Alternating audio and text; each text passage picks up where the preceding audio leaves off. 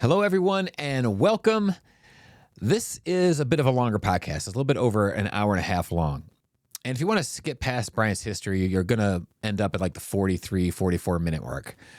The reason I left that in is because I want you to see how Brian thinks. He has a great balance of adventure, discovery, always wanting to continually improve and invest back into himself and his business, all while doing due diligence.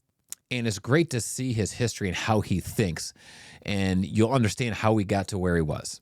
Now, I've been involved in the Express in-bay world for about 7 years or so, and it's slowly starting to catch on a little bit, but this is something to consider regarding the future of car washing. And keep in mind, there is so much nuance to the in-bay Express model. When you're talking retail or more tunnel environments, there's a lot of emotional training you can do with your employees because that's the interaction that people are having. A lot of it does have to do with the menu and how they pull on and all that stuff as well. But with an in-bay, with an Express in-bay, you could process out a lot of those variables. Now, again, 95% of people's decision-making is subconscious, so it's how they feel. And that matters at every touch point in your business, no matter what business that is. The reason I bring it up regarding an in-bay, because if you really know what you're doing, you can process a lot of those emotional triggers or nuances into the plan of the business. Yes, you can do this partially with tunnels as well, but you're relying a lot more on tunnel employees and training, which obviously I have training in the links below. Brian knocked it out of the park with his wash, and part of the reason is because he listens well to customers. He listens well to his mistakes and mistakes of other people around him, and he adjusts. So great conversation with Brian. If you need to get a hold of me for consulting or training or anything else, links below. Thank you so much for your time. Please like, share, and all that good stuff. Hope you have a great day. Right. Here with Brian. How are you today? I'm great. Nice to see you, Jason. Good. Thanks for sitting down and doing a podcast. We we've been talking a lot throughout the past year or two, and you opened your new wash and wanted to chat about car washing. So before car washing, what was life like for Brian? Oh, I don't know how far back you want to go. Let's go. Who was Brian in high school? Oh, man. Brian in high school, average student, played in the band, played some baseball, and didn't really enjoy school too much. Okay. So looking beyond high school then, I said, well, I don't see myself going to college. Okay. Just couldn't stand that formal environment of just locking down into it and really didn't know what I wanted to do either. So then I did have some passion for aviation and airplanes and aviation business. And so I decided to go into the Air Force. Okay. And that was quite a long time ago. It was 1974. Okay. I went into the Air Force. Yeah. Long ways back. So I was an air traffic controller in the Air Force. Did 4 years with the United States Air Force. And then after that, I had to make a decision after those 4 years whether I wanted to stay into the Air Force or move on. And that was a tough consideration. It was something I really enjoyed. Yeah. I really liked being in the service and stuff, and I thought it had good potential to be a career for me. But then I did a little more research and stuff and found that the FAA was paying a little better. Someone's paying better than the military. Yeah, so something new here. You learn something new in this podcast all the time. And so that I got out of the Air Force and applied with Federal Aviation Administration to be an air traffic controller as well. Okay. And I was picked up by them and worked in Jacksonville en route center for a while. And then after that, I moved out of the center option and moved into the tower option and approach control. And then in 1981, that's when all the controllers went on strike. Yeah. And I lost my job then. Mm-hmm. And so then I had to go in search of where was I going to go from here. Yeah. You know? And so I was back to square one. And so I took a job with People Express Airlines, which was way back in 1982 then, I think. And they were just a startup company. and worked with them for 5 years in many different capacities within their organization. And then after that, then at the end of that term, I determined that I wanted to go out on my own and start my own business. Okay. The company was really good at promoting entrepreneurship and teaching you, giving you, even though they're a larger company, giving you a project and letting you run with it, even if you didn't have any experience in it. They would just say, here, we need this done, go do it. And we're reinventing the wheel here, so there's no wrong way. So the company was really, because they were reinventing the wheel of how airlines operated. That's so they unusual. They instilled that into their employees. Especially for the time. Yeah. That's really unusual. A lot of companies can still learn from that these days. So, and a lot of mistakes were made, and a lot of money was spent, maybe foolishly, by other corporate standards, but by their standards, they were building a culture. Yeah. And that culture then brought out the feeling inside of me of entrepreneurship. Okay. And said, yeah, I can do a lot of things on my own if I just put my mind to it. Yeah. And do some research and study and trial and error. Yeah. I'll come up with a good way of doing things. Yeah. So I said, I'm going to go out on my own here. So in 1987, 5 years later, 1987, I left People Express Airlines, and I was in New York at the time, Newark, New Jersey, where the hub was at, and I moved back to Pittsburgh. My wife at the time and we decided to come back home. This is where we're from. And we started a family here, and I started a business of automobile detailing. Okay. And then that didn't work out quite as fast as I was hoping it would, starting a new business. Yeah. So at that point, I had to work 2 jobs. So I would run the detail shop during morning hours to late afternoon, and in late afternoon I'd go home, put on my uniform, and I went to the airport, and I worked for Midway Airlines at that point in Pittsburgh. And so I would do 2 jobs, and I did that for several years until the detail shop was able to support us, and then it kind of took off from there, and the detail shop did very well. It started out with just myself, one guy show, and before I knew it, I had another guy working for me. Then I had 5 guys working for me. Then I had 9 guys working for me, and moved to a bigger facility. And we were doing everything from automobile detailing and hand washing to putting on accessories to rust proofing and undercoating and all that sort of stuff. That back was then. The late 80s, early 90s was an accessory time. Yeah. Headlight covers, louvers, and all that kind of stuff. Yeah. We were doing all those things, putting just even pinstriping and all that sort of stuff. We were doing all that. So that's where I kind of really developed, learning about cars, and especially just not mechanical wise, but really learning about cars on the appearance side of them, and how to maintain that appearance, and learn about finishes, and learn about how to correct blemishes and problems on cars and that sort of stuff. So and I really enjoyed it. Even on days when we were slow, I'd be in there honing my skill, learn how to buff better, or trying a new product, or trying a new buffing pad, or trying some new piece of equipment or something to be able to pick up your speed and do a better job of detailing the cars. And then I had that for, from 87 to 9, so 9 years. I had a detail shop. What do you contribute your growth to? Attention to detail, and not that we didn't make mistakes, but fixing those mistakes when we did make them, and own up to them, and always talking with the customers, hearing what they had to say. Yeah.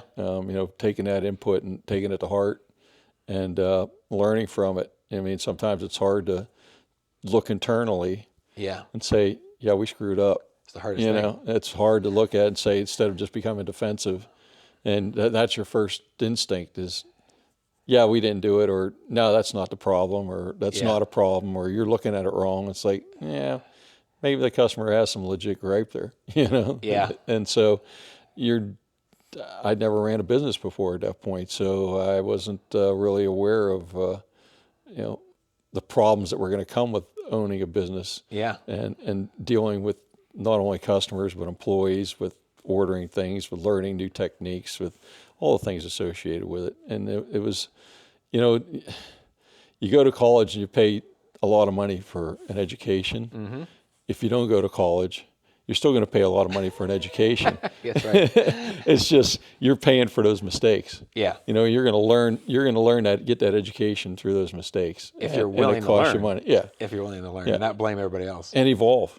Too. Yeah, that's right. You have to evolve. That's right. And I was always looking to advance the business, always how can I make it better? What else can I add? What else can I offer customers? Mm-hmm. All that sort of stuff. Just saying, no, we just have this one little focus here. I found that, at least in that world, if you can be the answer to all their questions, at least on appearance side, yeah, we just know that Brian's the guy to go to get my car clean. Yeah. You know, no matter what it is. I spilled a gallon of milk in there, just take it to Brian. Yeah. I got to scratch my car, take it to Brian. Yeah. You know, my paint's looking dull, take it to Brian. I need a hand wash, I don't have time to it, take it to Brian. Yeah. You know, anything involved with the appearance of the car, mm-hmm. we just gonna make one phone call. We got to take care of it. That's great. And we did pickup and delivery service and all that kind of stuff too. Mm-hmm. So we made it really convenient for people. Just make the phone call, man. Fantastic. So that was a lot. And then I got offered an opportunity to buy a car wash. Okay. And that's where the saga really begins. Yeah. So tell us, what was that car wash like when you started? Oh, it was. I want to say that car wash was almost 30 years old. Okay. When I took it over, so very old car wash. Pretty cool design. The design of the building actually was quite interesting. Just to start with that, it was back in the 50s. There's a design style known as Googie style. It was an architectural style that was like a 50s type of look. Okay. Very popular out west. There's still a lot of, in LA area and stuff, there's still a lot of buildings with that Googie design and stuff. And ours had 30-foot diamonds, metal diamonds on the side of the building going down. And basically the building was designed for warmer climates, and it was all open air. And just so they adapt to the Pittsburgh climate, they just kind of filled in the open air with cement blocks. And sure, that worked really easy. Yeah, it didn't work very well at all. But that building's still standing, but barely. So I took that. The building was intriguing to look at, and it was sort of an icon in the local area. Everyone knew exactly where that wash was at. Yeah. But the business when I took it over was not doing well. It was washing about 35,000 cars a year. Okay, now this is full serve, right? That was a full serve at that point. Okay. I knew nothing about car washes. I don't know what I was thinking, but it seemed like a good next step and a good opportunity that was afforded me. And so I said, "Oh, let's go ahead with this." And when they threw me the keys on day one, I had no idea, not even how to turn the lights on in the place. It was frightening, and I just prayed every day that something wasn't going to break, because I had no idea how I was going to fix it. Well, even what even was broken, I had no idea. We could just jump on a message board for them and figure it out, right? Yeah. Well, that's another problem back then. Even back in the detail shop, there was no way to really learn. You talked to your suppliers and stuff, and you relied on them for techniques and how to use their products or what was there. And you didn't know there's a whole world of stuff out there because the internet didn't exist. Exactly. A different world. Absolutely. Whatever's in the magazines or whatever's local, that's all you knew. And boy, I lived on car wash magazines and car wash and detailing magazine, all that sort of stuff. Back then, there was like 3 or 4 different types that came in the mail. And boy, it was like Christmas Day when they came in the mail every month. It was just like, man, what's going on now? This is look at that. That's the cool stuff there. Look at this chemical, or look what this detail shop's doing, or look what this car wash is doing. Yep. Let me try that. Let me do this. That was the only way of communication. Yeah. That got out in the world, and so you really relied on that, and you relied on your suppliers a lot more now than I think guys rely on their suppliers now. Yeah. just because there's so much more information available at your fingertips, with forums out there and just doing Google searches or looking on websites and talking to people that you can go on a website and call 5 different suppliers and get 5 different answers on something like that now, Yeah. And they're all willing to talk to you. Yep. So now you have maybe an overabundance of information sometimes because now you start getting information that is maybe not the best information. I would agree with and that. So now you have to start sort through that and find out what you want to use and what's really valuable and what isn't. Yep. So it was a full service car wash that I broke into, and it was quite an education. Just the hiring and keeping people motivated in that type of environment. You're running a single location. There's no real upward mobility for anybody. No one's, you have a manager, assistant manager. That's about it, and everyone else is a line person. Yeah. And so try to keep those people motivated is very challenging. So it is hard work, especially in the winters. Yeah, and it's not for everybody. And but it can be satisfying. At least for the owner it was. I enjoyed it, and somewhere in there in the first couple of years, I don't know whether it was sink or swim, and I didn't have any option to sink, so it was out of necessity. But somewhere between that necessity and working hard and stuff, I fell in love with it. Okay. So maybe the first year or two was work and it's hard, and I think it was just being scared too. You just don't know. You don't know what you don't know, but something's there you should know and you don't. Yeah. And so that unknown is what was scary. But then somewhere in there, I fell in love with car washing, and it just kind of took off from there. And then after that, I never really worked another day after that. Awesome. It was just a pleasure to go in and just work on equipment, and it wasn't always pleasant, but it wasn't something I absolutely hated or despised. Yeah. And so so we had a full service wash, doing all the traditional service writer up front with this huge menu board. It was, oh my God. And today we talk about nothing but making it simpler, making it easier, give them 3 options. If you can, give them 2. And if possible, take them down to 1. Because they don't have to make any decisions. I had a menu board. If it had 1 item on it, had 100 items on it. It was just interior, exterior. We can add this to the exterior. We can add this to the interior. We can have semi-full service. We have full service. We have just exterior. We can do tire shine. We can do leather treatment. We can do shampoo your car. It was mind-boggling. Yeah. And so you had your service writer up there, and they were getting commissions off of all the add-ons and stuff, and then you had to get everyone out of the car. You had someone drive the car onto the conveyor, and for people who never experienced this. This is the people who've only been in the express world that we mostly live in now. It's a lot. It's a lot. It's a lot getting them out of the car, but then it's a lot getting them back into the car. And so they would get out of the car, they would walk down a hallway. We had a 135-foot tunnel, and windows down the entire tunnel, floor to ceiling windows, so they can watch the whole wash process, watch their car going through. Then they'd go into a lobby area where we had a bunch of auto accessories, greeting cards, sunglasses, all that sort of stuff. With a cashier, they'd give their card that the writer gave them up front. They'd ring them up.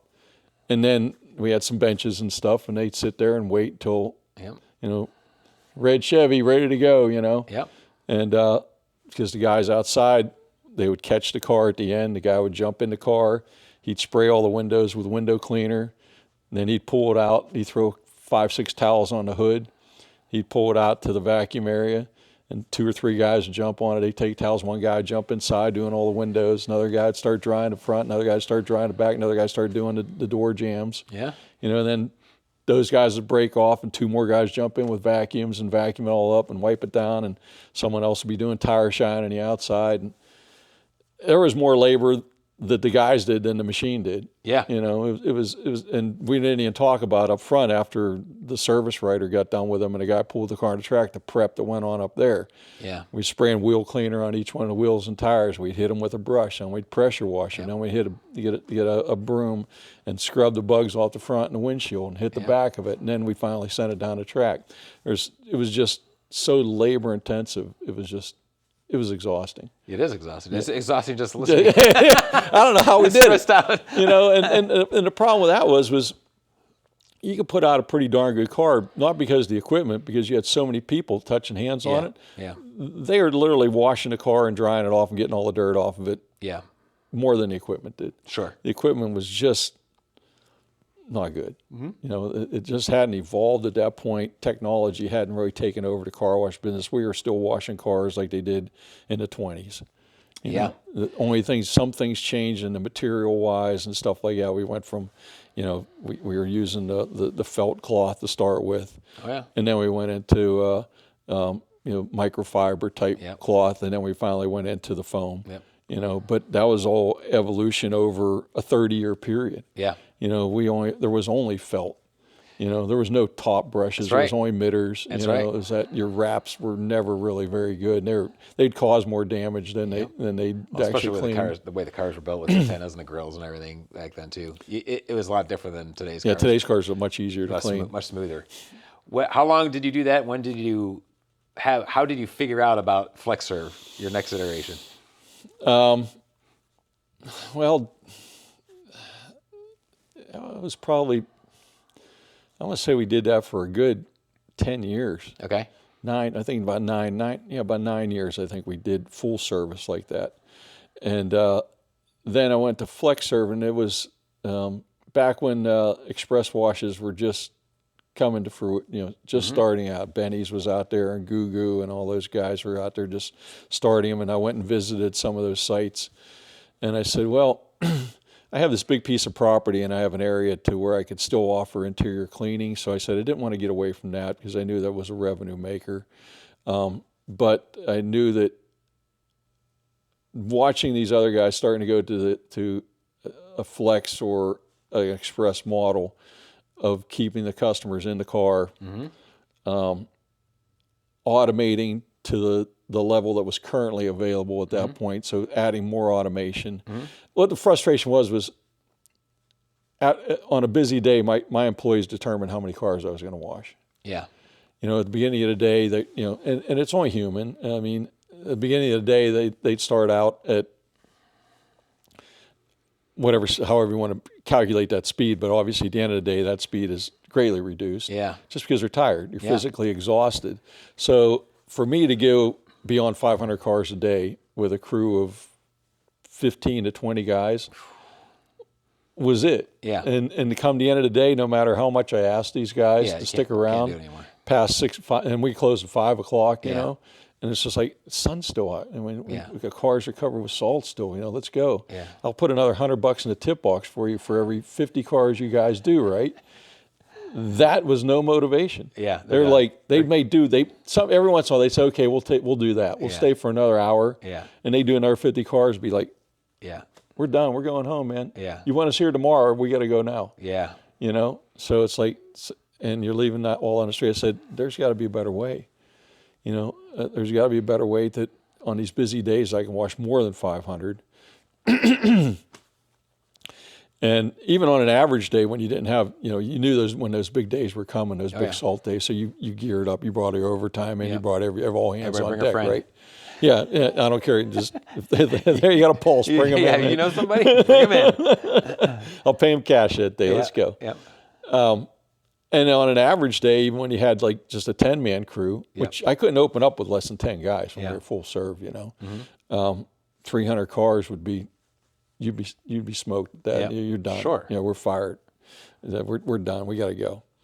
So, with that being said, and seeing the transition happening, and doing my research then, and seeing what other operators were starting to do around the country, and back then Sonny's equipment was just really starting to promote the express model and stuff too, and seeing what these other operators are doing. So kind of took that into heart, and I said, okay, we're going to go and shut this thing down. I'm going to go ahead and automate it as much as I can afford at that time. Yeah. We put in a little better controller for the tunnel. We had a little more equipment, added a few more blowers, got rid of the service writer, put in a booth, and kept the customers in the car. And the cashier just rang them up in a booth, sent them on, and the loader would load them on and send them through the wash. At that point, we were still hand drying and stuff at that point. But instantly, I was able to go from a 10-man crew down to a 7-man crew. And we went from 10 guys washing like 300 cars to 7 guys washing 500 cars. Yep. Yep. So averaging. Yeah. Yeah. So we were able to. We were still doing some prep at that point because the equipment package just still didn't afford us the opportunity. Yep. But we weren't prepping as heavily, but we still were prepping. Yep. And we're still hand drying at that point. And so that was the first transition to really start pushing some volume. Yeah. And then here's the other thing too, talking about even pricing. So when I first took the car wash over 9 years prior to that, we were washing cars $8.50. $8 plus tax was the cheapest wash. 9 years later, I then was washing cars at $5 including tax. Unbelievable what that did to the volume of the business. Yeah. Just people said $5. You were charging $3, $3.50 more than that plus tax. 2 weeks ago. Yep. And so they just came flocking. The very first day we opened up after that, we did 500 cars. Very first day, they were chomping at the bit to get in there for $5. I had a big sign up that said $5 express car wash. Yep. You know, now we had other options too, but base wash was $5. Yep. And that kind of the business was always really hard up to that point. You know, we had these huge swings due to weather. Yep. Had, you know, the rain and the snow and long periods of bad weather, breakdowns, all kinds of stuff. You had these huge cash flow swings. And just by doing that steadied out the cash flow a little better because someone with a $5 bill, the values is so strong. They weren't so afraid that it was going to rain a day or two from now. That's right. But someone coming in before was spending, you know, like I said, $8.50 for cheapest. Most people were spending about $15 to $20 for a full service car wash. Yeah. If it's not clear for the next 10 days, they're not washing. Yeah. I got a $20 investment going on here. I'll wash my car 3-4 times a year. That's it. Yep. That's all I'm doing. I'll live with it. I'll wash in the driveway and that. Yep. And that's another thing. When we first started in business, like I said, back in 96 is when I took over the car wash. I think the statistics back then were roughly 30% were washing at professional car washes and 70% were washing in their driveways. Yeah. It was unbelievable. My biggest competitor was the driveway. Yeah. Yeah. And the guy just wanted to pull out the hose and wash the car because they didn't see value. That's right, pants, I'm going to do it. They didn't see because we were so expensive. Yeah. You know, back then it was a lot of money. It is a lot of money. And now, you know, we're talking 30 years later, I'm charging just $1 or $2 more than it was 30 years ago. Yeah. And so with today's numbers, we're seeing that exact opposite. Now we're seeing like 20% in the driveway. Yeah. It may even be lower than that, Probably maybe is. 10 or 15. But the last numbers I saw were roughly 20 or a little bit less, and 80% washing in professional car washes. Yeah. So over a 30-year period, that number is absolutely flipped. And now you can see the justification for why we have so many car washes being built. Yeah. Because now the industry has been able to get into the home and show value. Plus, our lives over 30 years have changed as well. Yeah, quite a bit. No one has time for anything anymore. Because computers they've taken care of everything. We have so much free time. That's right. That's what we were told. That's weird, right? We were told that, right? I was told that in you're not going to know what to do all the time. The computer's going to do everything for you. You're going to work half as much and make twice as much. Right? That's right. Misled there. Now we're working for the computers. Yeah. We're working for AI. So how long did you do flex before you went all in on express? I think we did flex for like another 5 years, 6 years, something like that. And then determined that, okay, the flex is, well, we kind of transitioned. We still offered flex, but we were no longer doing hand drying at that point. Yeah, so, and we went into pay stations. Yep. So then we made another transition, and that was it was about 7 years, I think, we ran in that full flex mode with just a booth and all that sort of stuff. Then I saw the next transition. Okay, now we got a lot more automation. Another 7 years come out in car washing. We started coming out with top brushes, working a lot better than they did 100 years ago, just because we got into foam cloth. Yep. We got into better tunnel controllers. Yep. So we can really fine tune the way the equipment was really running. We got into better blowers. We got into, like I said, buff and dry systems. Yep. We got into more reliable conveyor systems.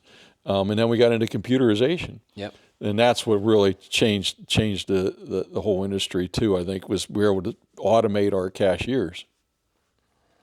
So we put in a lot of equipment at that conversion point, put in pay stations, put in much more blowers, put in top brushes, put in better wraps, put in triple redundancy on pressure washing, triple CTAs. I mean, we were just loaded. That tunnel was just loaded with equipment. I mean, there wasn't an inch. Every time I wanted to put something else in, my installer would say, you're going to have to take something else out to put something else in, because you got a 136-foot conveyor here. You got no room for nothing else, man. So we squeezed it all in there somehow, and we were able to, that point, easily run. Now we were running with just a couple guys in a flex serve area. So the customers would come out with a receipt then and show that, hey, they got vacuum and window service. So we got rid of all prepping at that point. We got rid of all hand drying at that point, because we added a buff and dry, we added additional blowers, we added a bunch more equipment in there, we had high pressure, so we didn't have to prep anymore. Our car was coming out just as, if I didn't prep a car, or if I prepped a car, you couldn't tell the difference at the other end. I actually had people say, I'd go say, prep a car and don't prep a car. Don't tell me which one you did. Yep. And I'd sit down the other end and I couldn't tell the difference. Yep. Okay, we're done with prepping. That's right. That's right. And so then we just had an area where customers would take it over for vacuum and window service. And then we did some hand waxing, and we did other things like express detailing. Yep. So I kept like 4 guys on every day just to do that stuff. But the rest of it, we just had a greeter up front helping at the pay stations. We had one person loading, and we added in free vacuums at that point too. And that was another big transition, that as soon as we started offering free vacuums, it took off again. You know, and the numbers we were doing that 500 number all the time, then it jumped up to 700. Yep. And it was just, and now we're doing it with like 3 or 4 guys. Yep. You know, actually on the tunnel part of it. Yep. Not counting the flex side of it. And so it became a lot easier. You know, life became a lot less stressful. And then then COVID hit. Yeah. And so we were luckily fortunate enough we were able to stay open. Okay. Pennsylvania let us stay open. They figured we were an essential business, so for some reason.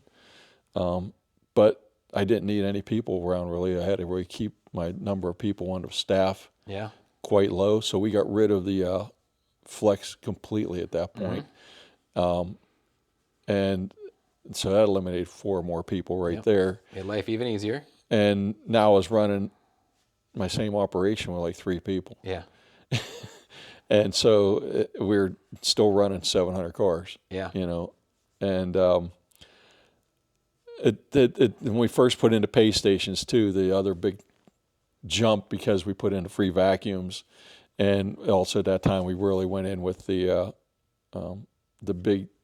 big change for the industry, the unlimited plants. Yep. We were the first ones in the city here to offer free vacuuming. We're the first ones in the city to offer unlimited plants too. Great. And it's going to come in really. the numbers, that's when the numbers jumped. Like I said, we were running about 500 on average all the time. We jumped another 200 a day when we went into that into that level. Yep.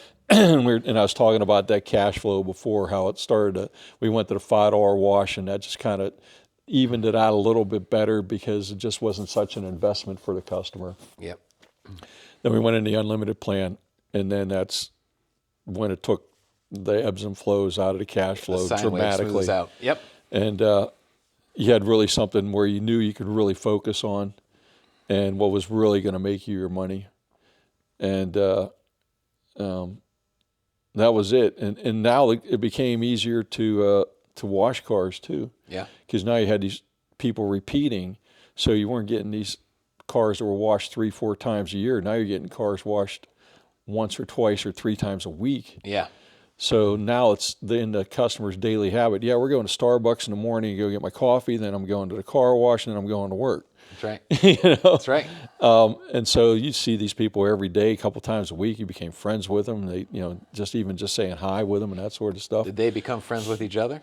Yeah, they'd meet each other out in the vacuum areas and stuff and chat it up. There's a lot to that. Yeah. A lot of people don't realize the camaraderie and the serotonin levels with a really busy place of business where people start to get to know each other. Mm-hmm. And there's a lot to that. There's a lot of loyalty when people see people they know and, or see the sticker at the grocery store. Oh, yeah. Oh, you're one of them. Mm-hmm. That means you're one of us. Mm-hmm. There's a lot of loyalty to that. There's a lot of subconscious things going on there. It was, even now I have customers coming into our newer wash that are out there chatting. Yeah. Makes it a lot more fun. Hey, Joe, nice to see you again. Yeah. That sort of stuff, Yep. It does make it more fun. Well, it becomes a community space at that point. It's a big deal. And that is a big deal. So the unlimited plan really took off for us. I was very fortunate. So since I was the first guy to start doing it, people thought I was crazy. Yeah. That's going to come relevant too. And what's that? The people thought you were crazy. Yeah. It was other operators thought I was crazy. Sure. Too. They thought I was crazy. One, for doing $5 car washes. Yep. I mean, I'd obviously guys who aren't competitors but in the area. Yeah. They'd call me up or come see me and somebody said, "You out of your mind? Yeah. $5? You're gonna be out of business next week. Yeah. Free vacuums? You've lost your mind? Yep. Why wouldn't you charge someone $2 to use your vacuum? Yep. Unlimited? Are you crazy? That guy's going to wash every day." I said, "I hope he does." Yeah. And so they just didn't see it. Now they see it. But there's still some guys out there that still don't see it. Still don't see it. I know I deal with them a lot as a consultant. What do you contribute was your mindset to be able to adopt these, still do your due diligence, but adopt these methods early? I think it's just doing your due diligence of, you got to be open-minded. Mm-hmm. And there's always a better way than what you're doing. And you have to try it. Mm-hmm. And it's fear. I mean, I was scared every time I did every one of these things. I put a lot of money into vacuum systems. I put a lot of money in pay stations, put a lot of money into equipment, hoping these things were going to work. Now, obviously they're calculated as well, but there's no guarantee. That's right. And even to this day, you throw some advertising out there or whatever, there's no guarantee it's coming back. Yeah. But you keep trying. Yeah. Because there is an answer to whatever problem you're trying to fix, mm-hmm. or you're trying to better yourself. And that's what I was always trying to do. I was always trying to make myself better. Yep. And to make myself innovative and just do the next cool thing too. Mm-hmm. And the customers really bought into that. They always liked to see that. And I was constantly told that by customers. I said, "We love coming here because we always see that you are investing back into the business. You're always doing something for us here. It's either something as simple as just keeping the building painted. Yep. We know you got a 60-year-old building here. We know it's old, but you're keeping it as nice as you can. Yeah, it's clean. You are always neat. Accommodating to the customer. Yeah, putting in vacuums for us and not charging us for us. Yeah, who does that? Yeah, and then over time we put out free window bottles, free towels, free mat cleaners. Yeah. Every year it's like, I might boost the price 50 cents or $1, but I gave you something else. Yeah. I gave you a $10,000 mat cleaner, Yep. or I put in lighting into the car wash, or I'd put more additional lighting outside so at night you weren't scared to be on the property or something. It was always something that we always did, and it always came back multiple times in return.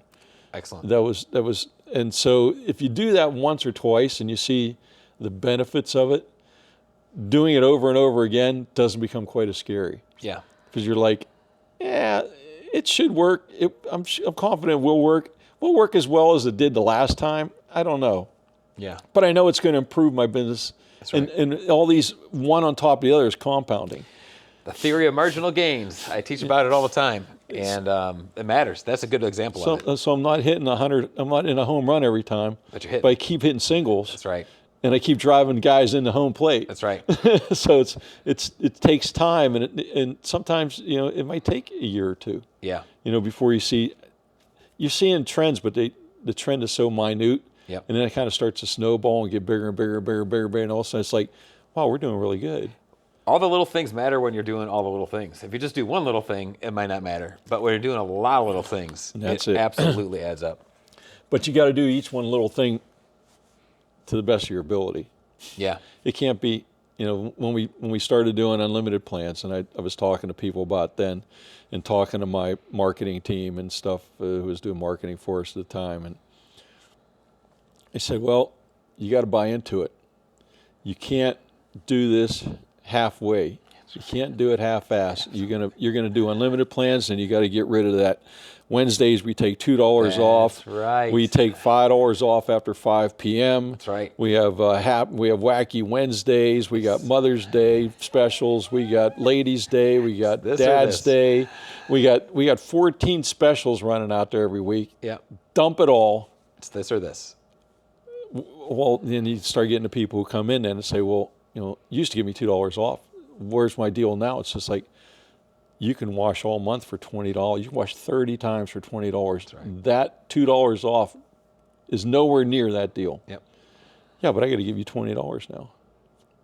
Yes, but so once you educate them and start that repeat, they didn't buy it that first time. They didn't buy it the second time. It's like, well, no, you now been in here 3 times this month, right? Yeah. Yeah. Well, you just paid me $8 more than you should have. Yeah. Really? Yeah, I told you 3 weeks ago you could have bought this for $20. You already given me 30. Yeah. Yeah. Oh, so sign me up. Yeah, there you go. There you go. Easy breezy. So, but you have to buy into it, and you can't offer any kind of other deals or something like that. Right. You have to. That is the deal. That's the commitment. I mean, that's one thing it sounds like you've done. In some really good leaders' books, there's a term called disagree and commit. Disagree but commit. And that's what you have to get your employees when you make the decision. Again, it's a calculated decision. This isn't willy-nilly, but hey guys, we're going to try this.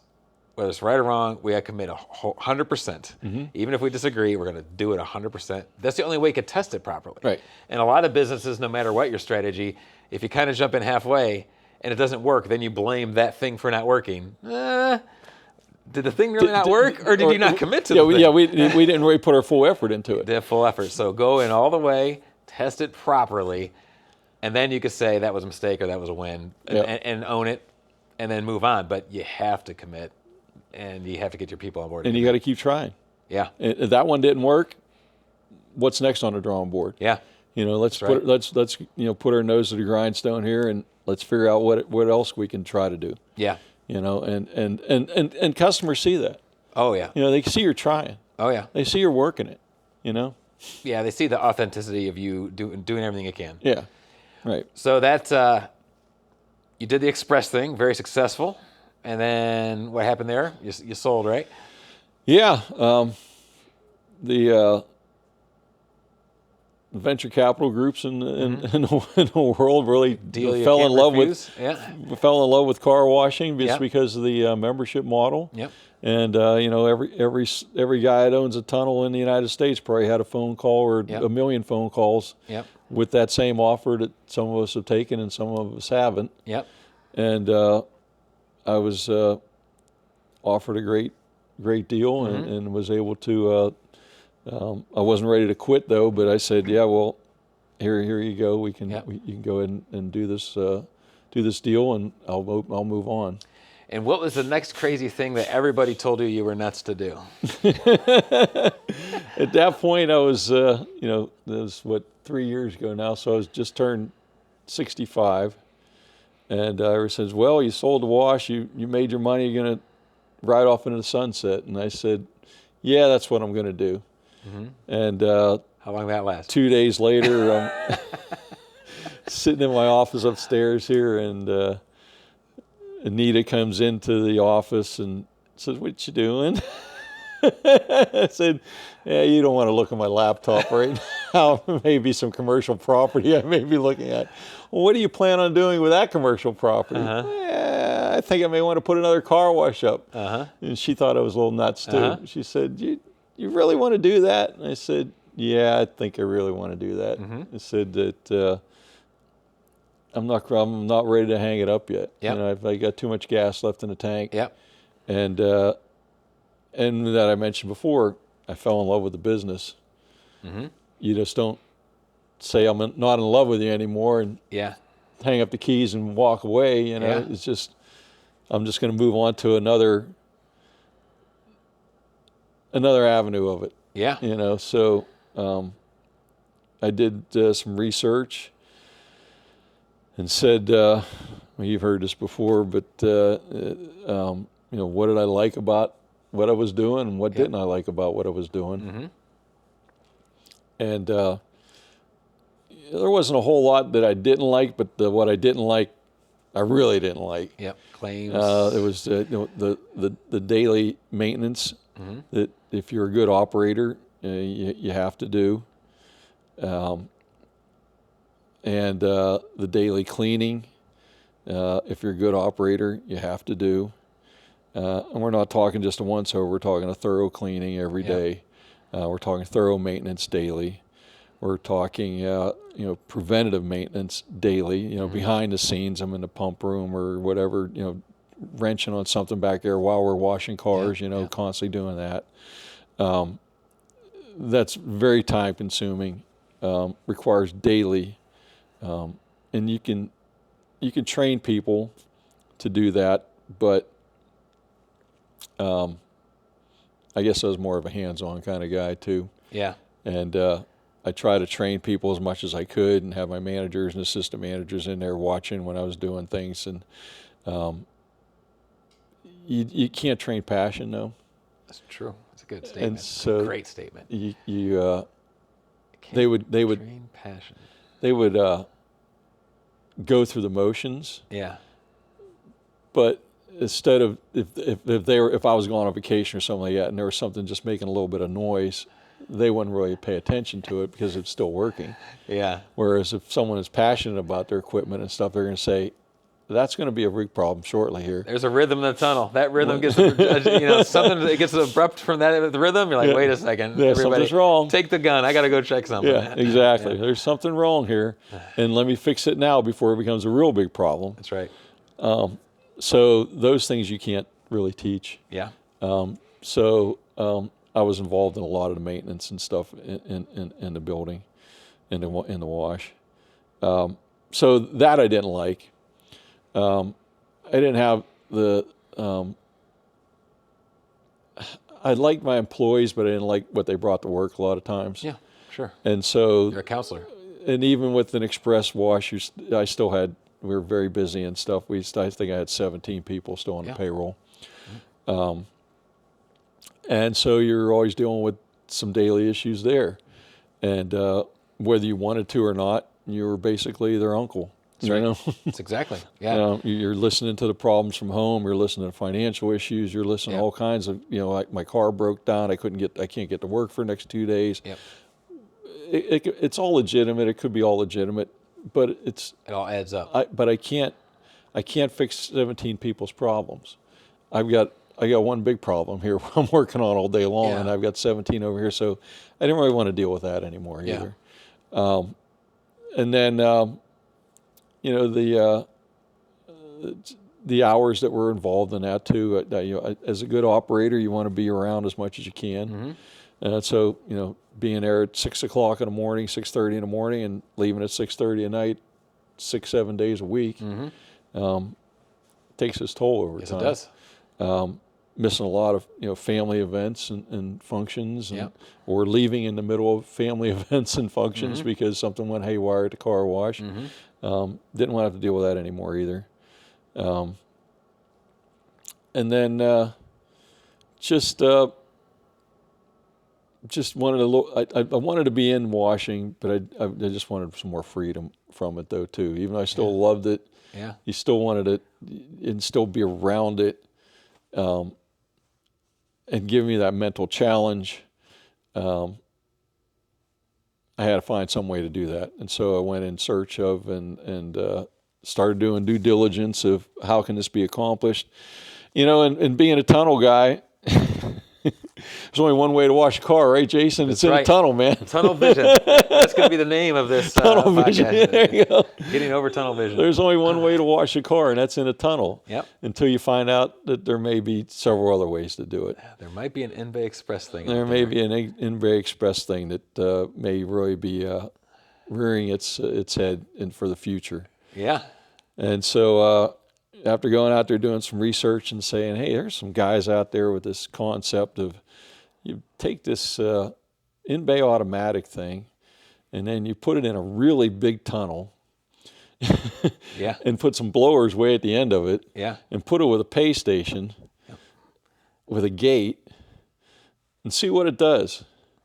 Next thing you know, that thing's blowing out 25 cars an hour, 26, 27 if you've got it really humming.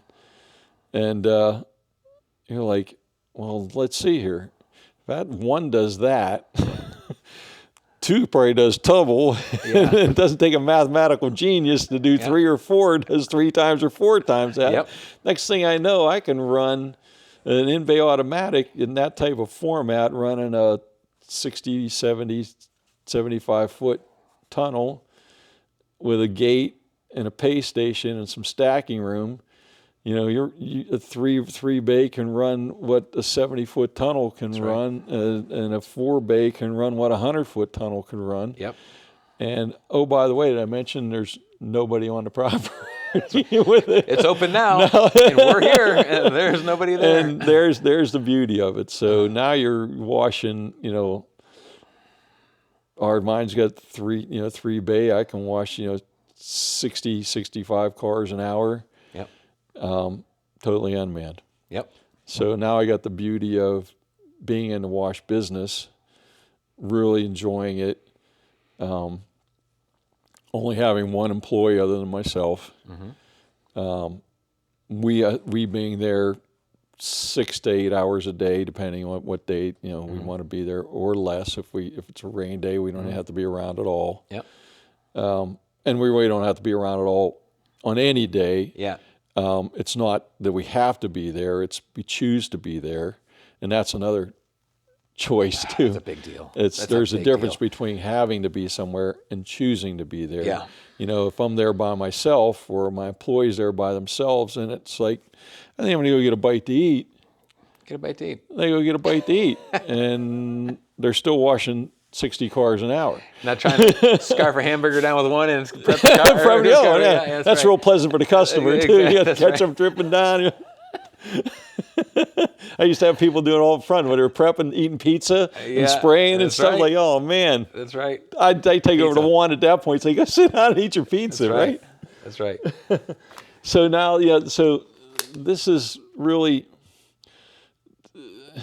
It's amazing to see how it just runs. So we have the in-bay that's triple in-bay that I have now. That we're able to offer a great wash with no employees really interacting with the customers at all. Only if we choose to, or only if they choose to.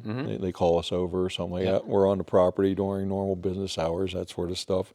Mostly we're there just for assistance in like managing unlimited plans. Some people have some difficulty, which it's very few with learning how to use the pay stations, that sort of stuff. Self-explanatory. Yeah, it's all very self-explanatory. And it's been very well received. Go ahead. No, so very well received. You mentioned, we were talking before, and this is, you did like some type of, you were involved in some type of community something, and you were asking people, people were learning your ability to know the car wash, and they had like 2 or 3 top questions they asked you. Yeah. And unexpectedly, what were those questions? Yeah, we were doing a community day thing probably about 3 or 4 months before we opened up, and we had a booth set up there, and we were just handing out rack cards with our pricing and what we were going to offer, and handing out air fresheners with our logo on it and that sort of stuff. And we're giving away free car washes and stuff to start to get customers engaged with the wash. And as they walked up, they said, "Oh yeah, you're the new car wash we see being built up in the corner up there." So yeah, I said, "One, are you going to be touch free?" It's like, are you cloth? Are you going to have a tunnel? It's like, yeah. I said, "No, we're going to be touch free." "Oh, thank God." 2 is no conveyor, right? I don't have to drive my car on a conveyor. I hate driving my car on a conveyor. I'm scared to drive my car on a conveyor. I won't go to a car wash that has a conveyor. Nope, no conveyor. You just have to just pull on, just like you're pulling into your garage at home. Oh, that's great. You're going to have unlimited plans, right? Absolutely. Oh, well, count me in. Those are the 3 things. No conveyor, touch-free, and unlimited plans. And this is unprompted. You're handing them a thing that says Waves Car Wash, and they're asking you those 3 questions. Not one time, hundreds of times. These were the questions customers were coming up with. The whole time we were there for 4 days, day after day. You're going to be touch free. You're going to be offering unlimited plans. Maybe every customer didn't maybe ask all 3 of those, but they were at least asking in a conversation. They were asking at least one of those questions. Yeah. If this was 8 years ago and you were running your tunnel wash, what would you have said? How would you have reacted? I would first said, "There's one way. There's no way some in-bay automatic is going to do any of that." That's right. Because I used to call them. I used to call them wet and dirty. You used to go in dirty and you come out wet and dirty. There you go. That's right. Tunnel vision, folks. Tunnel vision. Yeah. So. That instilled some, because I've got this car wash being built. This is a brand new thing for me. It's a brand new thing. I'm really going out on the edge here. I mean, I've got a big investment going on here. Yeah. And and did years worth of due diligence. Yep. And traveling all over the place, and a lot of times with you looking at other car washes and discussing as much as we could, and getting my head in this frame of mind and saying, but you don't really know. Oh, for sure. You don't really know until you pull the gates back and say, "Come on in, folks. Give her a try." That's right. And then it starts doing it. And then you're like, wow, this thing does kind of work, doesn't it? Doesn't kind of work. This thing doesn't kind of work. It does work. It does work. And it was back when you asked the question a little while ago. It's just like, well, what made you do these other changes? And then after a while you say, okay, well, I did these changes. Did I know they were going to work? I didn't know. But I did all the due diligence, and I was back in that same boat 7 months ago. Yep. Is this really going to work? Mm-hmm. I think it's going to work. Yeah. I've got a lot of money invested saying it's going to work. Yeah, I've done everything I could to make it work, but we don't know. But me and the bank are still it's going well. We're hoping it's going to work. Yeah. And then after your first 10 weeks, it sounds like that was a good test period. Yeah, it was a good test period. Yeah, Yep. we washed a lot of cars. We had a lot of days in the 250, few 300. I think I had one day we actually went over 400. Mm-hmm. And then I had at that point, first 10 weeks, I think I had almost 900 members or something like that. Yeah. Yep. Yeah, it was really. That's a good barometer. Yeah, it was Because really came on strong. We didn't really have that great of a pollen season this year. You missed winter. So in our area, you didn't really open it at the best time. You opened it not at the worst time. I opened in April, yeah. Yeah, April. so it wasn't really the best time. Yeah. In this area, December's the best time to open because you got January through May, and So that's really impressive.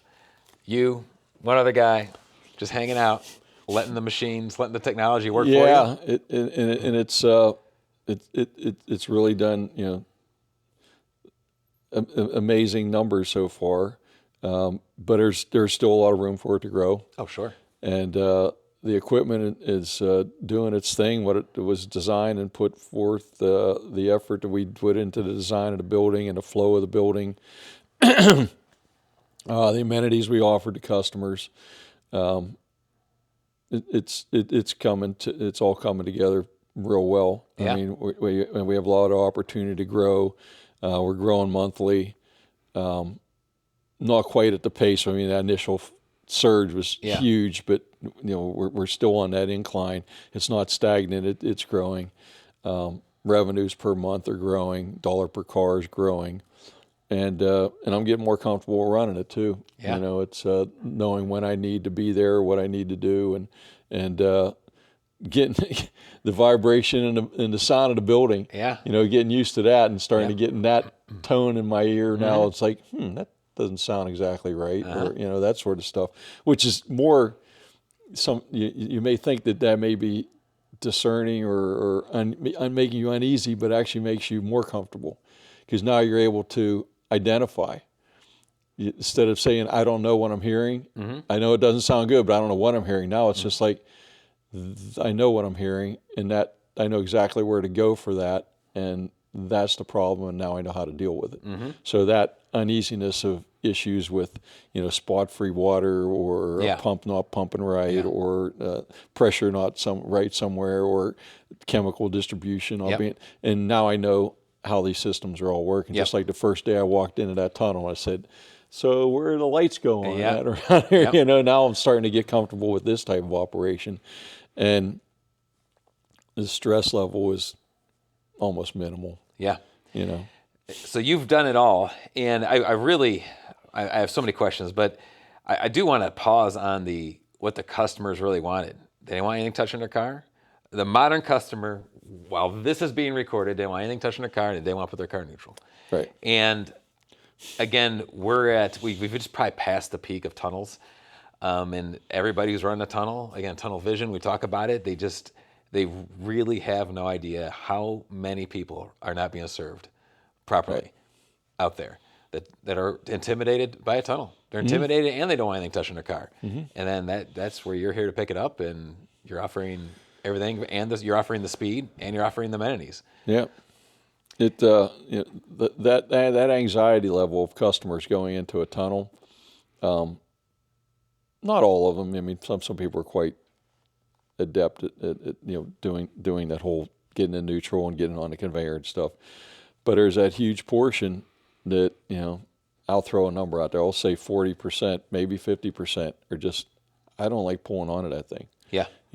Anita wouldn't pull onto that thing. She wouldn't even come to my own tunnel. She goes, I'm intimidated pulling on a conveyor, and I'm not going to do it, and I'm not going to mess up. That's right. Because I don't want to damage the car. I don't want to wreck into the person in front of you. I'm just not coming. And she vocalized it to her husband. A lot of people will never vocalize that to you at your wash. Yeah. They're not going to vocalize it, but they're thinking it. You know how many people are thinking that? Yeah. Well, when you're handing out a flyer, they feel free to vocalize that and ask because you're not open yet. And that is what that's what people want.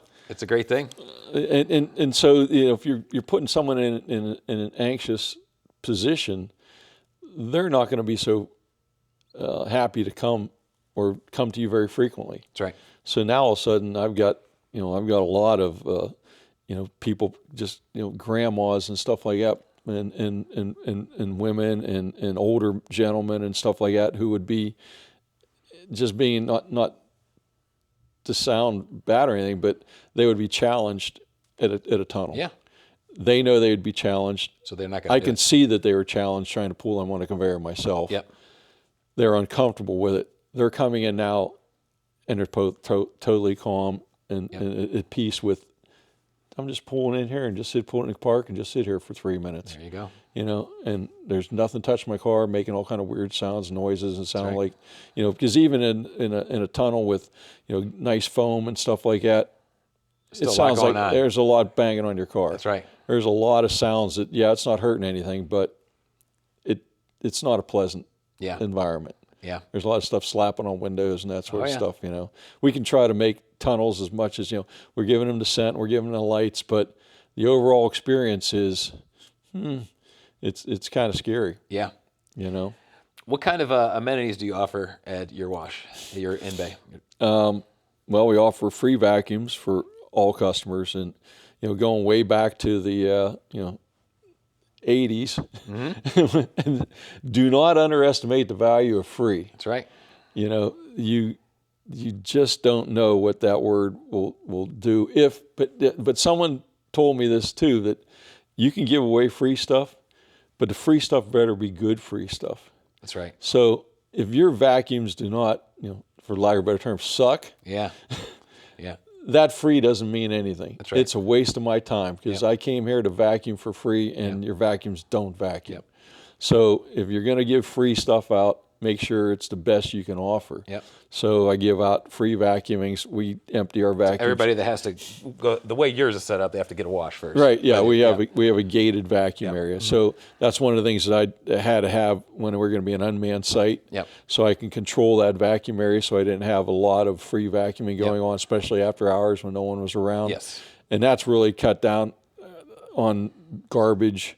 Cut down on the lot being trashed. I mean, I can come back in the morning sometimes, and maybe be one or two pieces of paper on the ground. That's great. I mean, because now I've only got people who paid or members, and members aren't throwing anything on the ground. I can tell you that. It's their place. They own it. Exactly. They are not throwing anything. They're putting, and I have not to this day found one vacuum hose on the ground. They're all put back in place. Every time, I mean, 7 months into it, I've not found one vacuum hose ever laying on the ground. You know, another thing, I talk to a lot of people, when you have an in-bay automatic with a thriving monthly program, another thing most don't realize they're going to get is a bunch of free employees. You know, if grandma is having trouble with the pay station, they're more than happy. Get out of their car. Hey, let me help you with that. I've had guys send me pictures of people's license plates saying they didn't like the way this guy was doing stuff at the car wash. Free employees. Free employees. It's a great model. But I mean, they want it. They feel a part of. We touched on a little bit. When people feel part of the community, they want to. They self-groom that community. They want to keep it nice. You know, so the monthly membership, there's more psychologically than most people realize. And for an unattended in-bay, you have free employees that help out people if they're having trouble. You know, especially with you guys being there a little bit during the business hours too. So you have free employees in general. Now you have free employees that actually know you guys, so they feel even more like an employee-ish. They're kind of looking out for you guys. They do. And they're going to help you out because they want to help you out. That's a part of human psychology. We want to help each other out. So as long as we're all treating each other right. And you also have my favorite thing, which I've been screaming to people they need to put, is you have a nice little pressure washer area for rubber mats. Yeah. Oh, yeah. I tried that at at the tunnel I had. I first put in a carpeted mat cleaner. And that was when gangbusters, where I had to eventually have two of them because it was just being used so much. And we were obviously a really busy place too, but I had to have two mat cleaners running.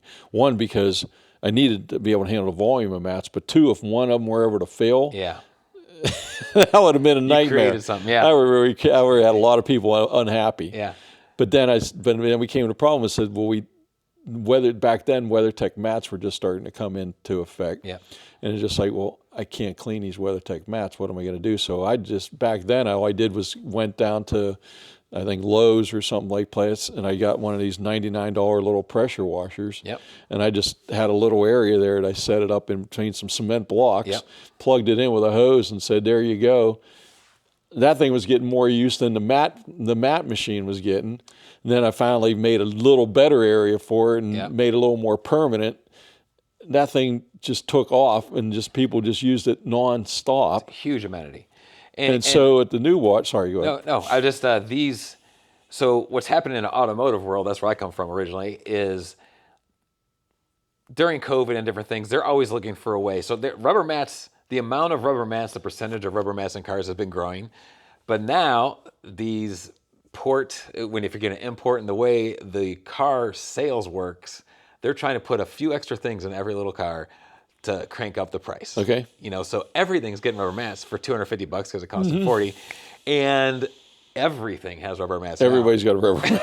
Everybody. So this amenity we're talking about is more important than it's ever been, because they're putting it in every car, and people need it. They want to clean out the rubber mats. They want a clean, fresh car. Yeah. So for the new wash, I had a specific area designed and built for it, and now I have it plumbed so the pressure washer now is in the back in the pump room.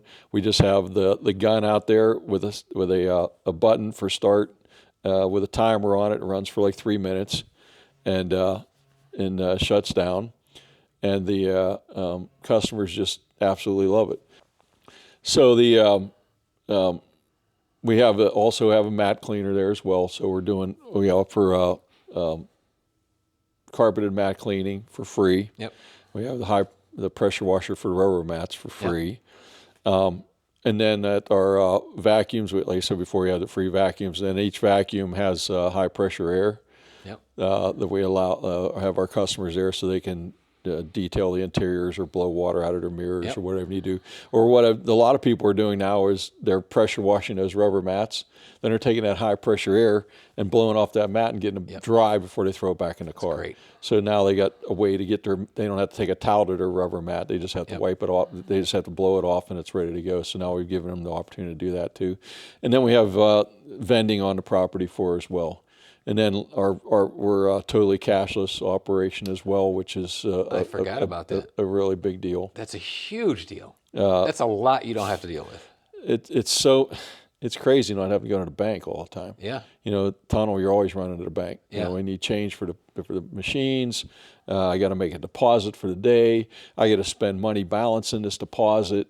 Not money. I've spent time, balancing this deposit. So I'm getting my numbers in from the pay stations overnight. I got to make sure the money is there.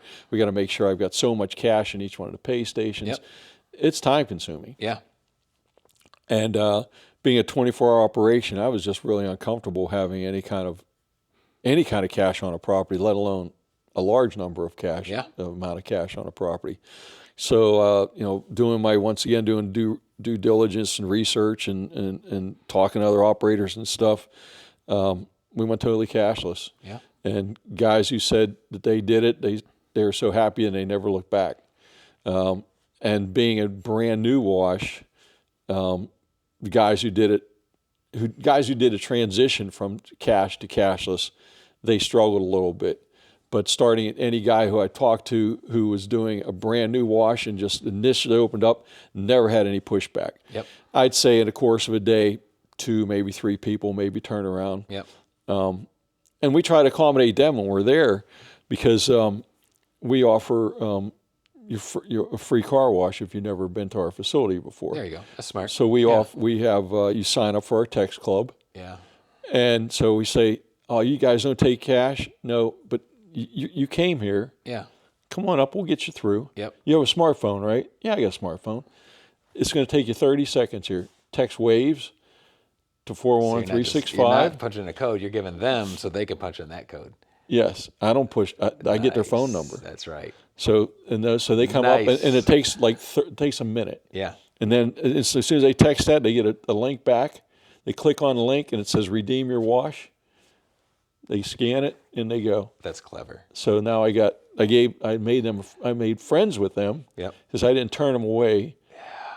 I gave them a free car wash. They came expecting to pay. Yeah. And now I got something in return. Yeah. I get to communicate with them. Yeah. So you're using 2 different tools for that, right? You're using OpSpot. Right. And then you're using Dencar pay stations at this site. Yes. Okay. Yeah. Gotcha. Yeah. How's your experience been with both of them? Excellent. Fantastic. Yeah. We've used OpSpot for quite some time. I used them at my tunnel. Okay, I did not know that. Yeah, I used them back in my tunnel, and they helped me dramatically back then. And I was doing free car washes through them through the same system before there. Okay. And then when I started to do this tunnel, I started right off the bat with them. we started doing the text club and gathering information the day we broke ground. Mm-hmm. We put the banners up on the fencing outside the car wash in 3 different locations. So we were using off-spot back at the tunnel way back then. But like I said, when we first broke ground here at the IBA, we put up their banners and we're using the text club to start gathering phone numbers so we can keep in touch with those people so we can let them know when we're going to open up. Mm-hmm. And for that information, we gave away free car washes.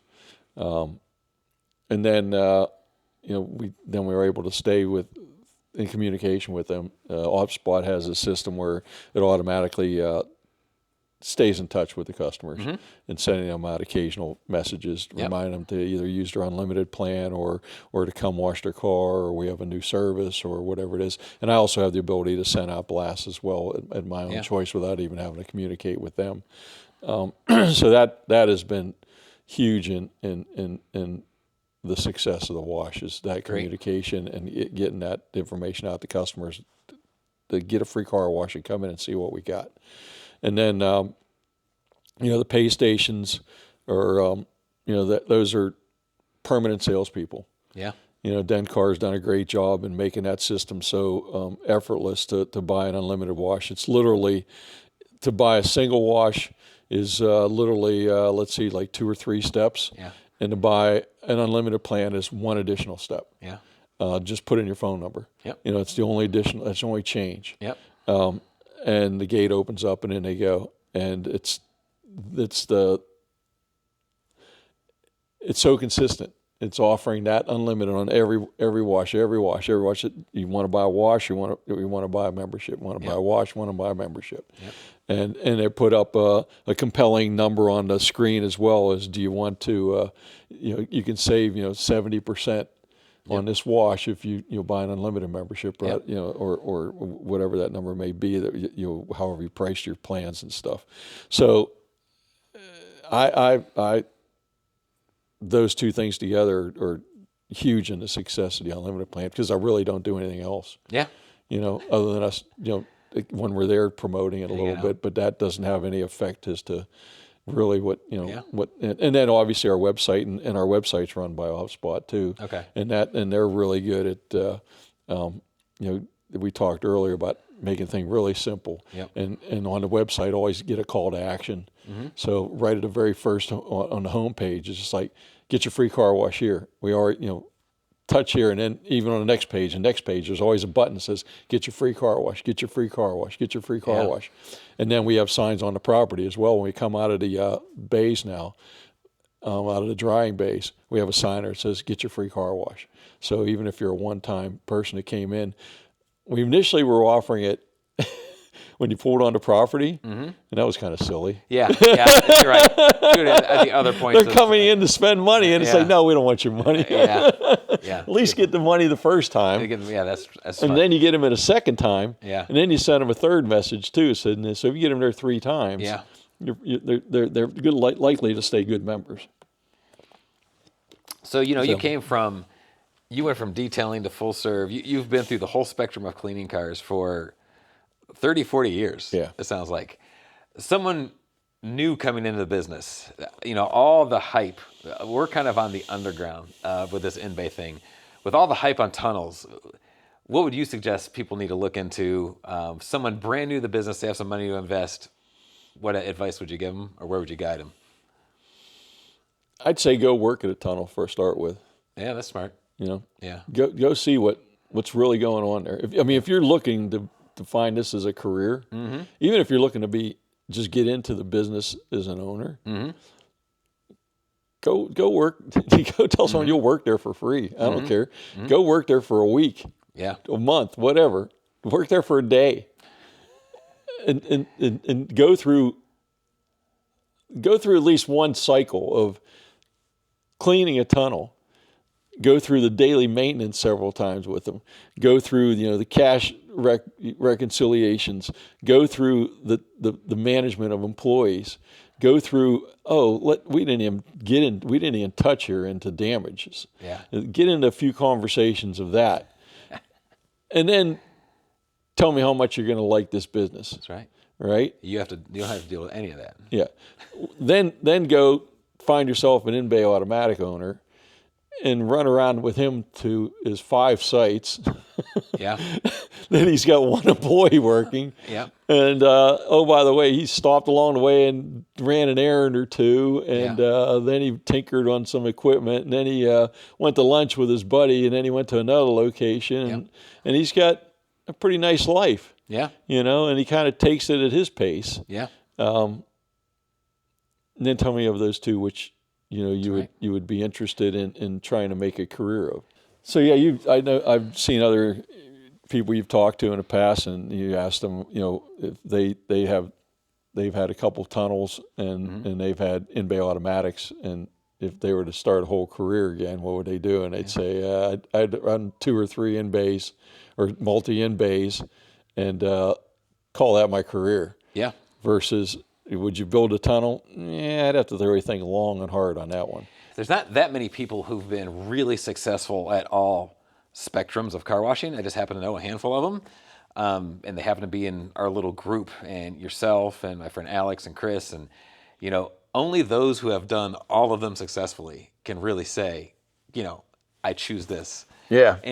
So they've been really successful at, Fuller Flex, especially successful at, and now that they've done the Express in-bay, none of them would ever go back. I mean, it's just a no-brainer. Like, this Express in-bay model is the best model. It's the easiest to run. It can be super profitable. You don't have to spend as much up front. You still have to have a large investment, but not as much as a tunnel these days. Right. And what do you think the state of the industry with a lot of these tunnels who committed to, 20,000 to 30,000 plus leases a month? Like, if we have a downturn in the economy, what do you think is going to happen here? Have any thoughts on that? Well, if they can somehow maintain if they have a healthy unlimited plan, I think they could probably weather the storm, not very profitably, but they could probably weather the storm. If they have a marginal unlimited plan, they're going to be in there renegotiating those leases. Yeah. I don't know if if the landlords will, make the fault on it. I don't think they would want to do that, because they know that they know what they've got in there, and it's a one-use type building. Yeah. So That's true. it's like, so I got rid of an experienced operator to go get an unknown operator to come in here and try to play the game and try to make $20,000 payment as well. Yeah.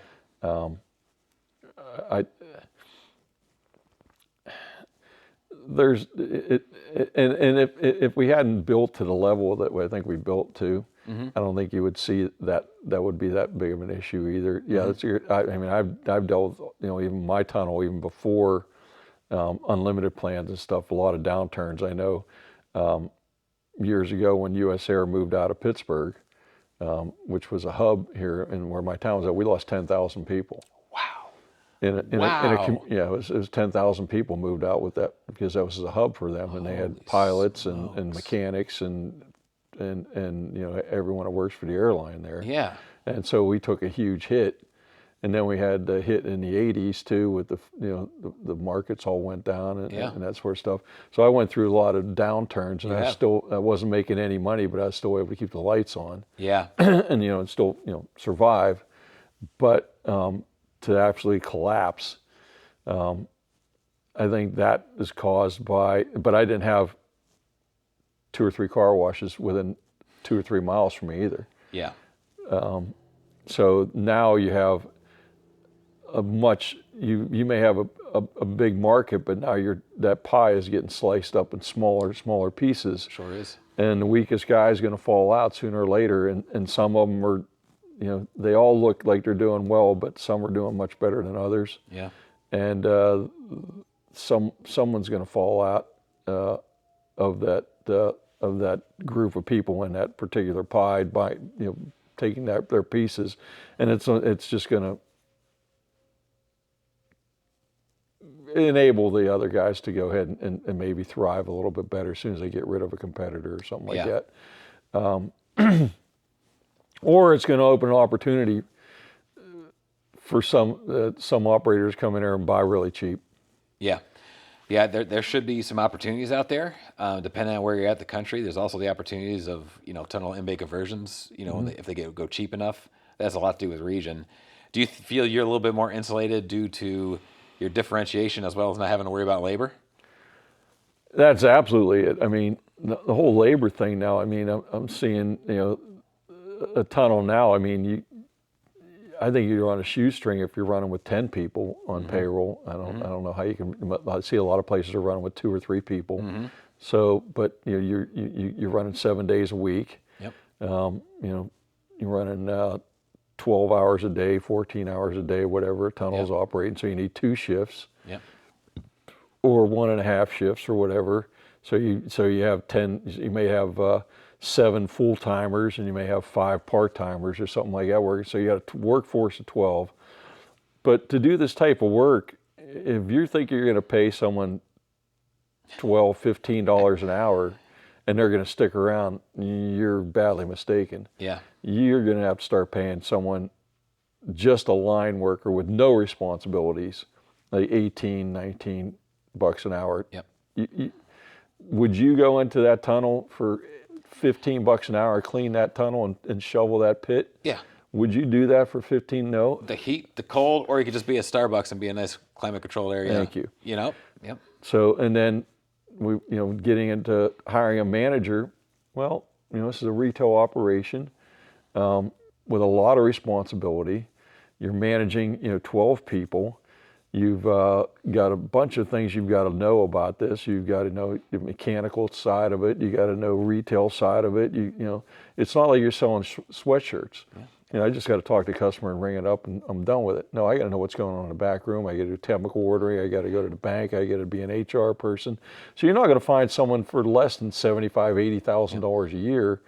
And if you really want a quality manager, I know, you're going to pay $100,000 a year for a quality manager and $75,000 a year for an assistant manager. Yep. If you want quality people who may not have, what we said before, the passion, but they're at least dedicated enough to give you a good quality product. Yeah. And people don't think of the liabilities they have as well. Like when you add up how much the average car cost and you washed 600 cars that day, not many people do that math. 600 times $25,000 a car. There's a lot of stress there because if something goes wrong with the equipment, you damage a car, something like that. My tunnel insurance people, they would ask, how many people can be on a tunnel on that conveyor at one time? I said, I can have 6 cars on that conveyor at one time. Okay, well, that's 6 opportunities right there for disaster. And you just happen to have 6 Bentleys on there at one time. Yeah, and you're watching 100 cars an hour. And a mirror costs $1,200 to replace. That's right. And the thing is, what I don't think, I think more people are starting to realize it, but what I've been saying for a long time is you're not worried about labor. You're not worried about claims. Your maintenance is significantly less, barely nothing compared to the tunnel. You have redundancies, right? Because you have 3 bays. Your cleaning is much less. The place is running itself. It's 24/7. Again, no claims. I can't issue that enough. No, I can't say that enough. For touchless. 7 months now. Yeah. Going on 8 months. I've had 2 people approach me, and both of them was able to show them on video that it wasn't our problem. Yeah. Didn't touch and they walked away. Yeah. 2. And we're over 50,000 cars. Yeah. and you spent less to build it. Again, you had a significant investment. You spent less to build it. This is, you went to a more efficient model every single time. Detailing, full labor, full serve, full labor. Flex, a little bit less labor. Express, a little bit less labor. You've embraced technology. You've embraced the future. And if you want to embrace what's really happening, what's the opportunities that are really out there with modern chemicals, modern pay stations, modern express machines for in-bays, you can do great numbers, and you just eliminated this liability it's all this cost. I mean, we're having this conversation right now. My car wash is 5 miles away, and it's running. Yeah, there's nobody there. Absolutely bananas, and we're still in the infancy stages. I know a lot of people doing this, but overall, compared to tunnels, that's all everybody's still talking about is tunnels.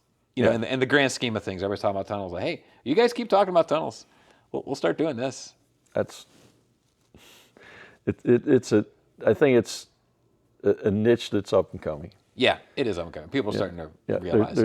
You're starting to see all parts of the country slowly embracing it. Yeah. And I think it's that small little snowball you just made, and it's just starting to roll. And it's just starting to get going now. Because so even if you're a venture capital group or a big investor or something like that, and you're going to look at buying several washes or something like that, or even just you're going to buy one wash or something, why would you want to go ahead and subject yourself to all the unknowns of the labor market and the expenses and all that associated with it, versus I can just have one employee running a car wash for us? And if you're looking to be a big investor and you're going to have 10 of these running, or I'm going to buy 10 tunnels, do you really want to have, now I have to have a maintenance crew to manage 10. I'm going to need at least 3 guys to try to keep these 10 tunnels running.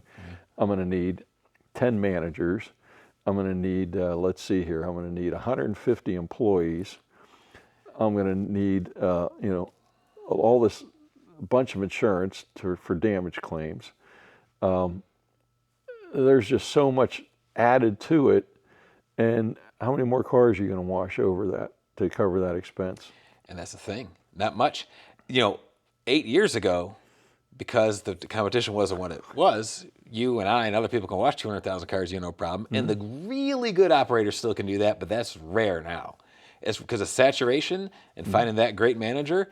These washers are only doing 80 to 120,000 cars a year, and they're not doing the 200. So 80, if you're going to average it, 100,000 cars, maybe. And now... And you got a lot of expense there for 80,000 cars. Got a lot of expense for this just giant gray area of maybe 80 to 100,000 cars. Again, if you're good, 150, 200, sure. But in my experience, that's not...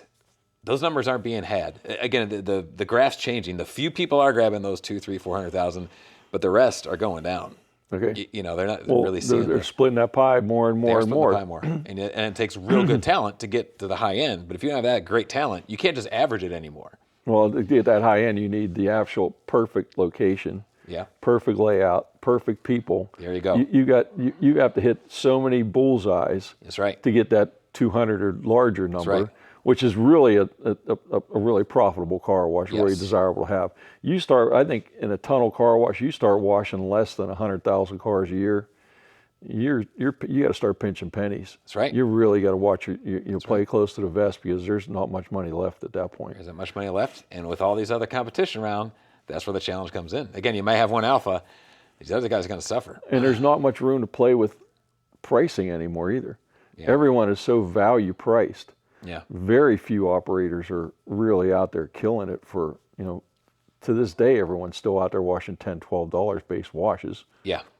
Yeah. You can find those all day long. That's right. No one's charging really base wash in the real world. If we were selling sweatshirts, base wash would be $15. Yeah. We'd be 15, 20, 25 all day long. Yeah. Instead of being 10, 12, 16, 20. Some guys are out there charging 20, 25 bucks. Yeah. I mean, my tunnel, I had where you're at. top watch at $25, but most of the washes were, that wasn't my best seller just because it was so pricey. Yeah. Did you have anything unexpected pop up since you did this modern 3-bay express in-bay? So unexpected things on my or more or less on my side, not really, for customers or anything like that, was just getting to understand how this can operate unmanned. Yeah. And getting my head wrapped around it. The customers can figure this out on their own. Now, there were some things that were unexpected, and you were out to the site and you saw that I had to put up some additional signage. Some customers really didn't understand. I think we created a wash, as you've seen, it has almost a tunnel type feel and effect. So they're pulling in there expecting a tunnel. Mm-hmm. And now they're pulling in saying, oh, it's not a tunnel. What exactly do I do here? So we had to put up some additional instructions right by the pay stations. We have a large, 3 foot by 2 foot signs on each lane. We have 3 lanes explaining the wash process, just the high steps of how to pull in, what to do. And when we have our blow dryers in a second bay, that they need to slowly drive through those, and there's a timer outside. Some additional signage in there where to pull so they know where the blow dryers are actually located. Yep. So just communication is something that was, I didn't have quite analyzed quite as close as I really need to, but I found that out in the first 2 weeks. You did figure that out, because your signage is probably the best I've ever seen. Thanks. For that. Yeah, you figured it out well. You were concise, and you're able to communicate to the customer exactly what to do. So it's obvious you listen. But that's that back to the customer, giving that feedback and saying, yeah, we messed up or whatever. We didn't do that right. The customer tells you what to do, and they're going to tell you. Yeah. And I think that's the theme for you being successful, and I think it matches for what I've learned through hard lessons in life, is just listen well. We're all here learning. Give yourself some grace. Yeah. This is a new. We're almost reinventing the wheel here. Yeah. With the in-bay automatic's been around for 100 years. Yeah. But to this format and to this style, to the extended bay, to the unmanned with pay stations and gates and free vacuums and second bays where the blow dryers are located. Yeah. This is a whole new invention that is really. I wouldn't have done the investment I did if I didn't think it was the future. Yeah. That's I really think it's the way to go. That's fantastic. Well, I think you are in the future here. And any other questions or comments before we go? No, it's you're thinking about doing it, jump in and with both feet and go for it, man. Yeah, great. Well, Brian, I appreciate your time. Nice seeing you. Yeah. Take care.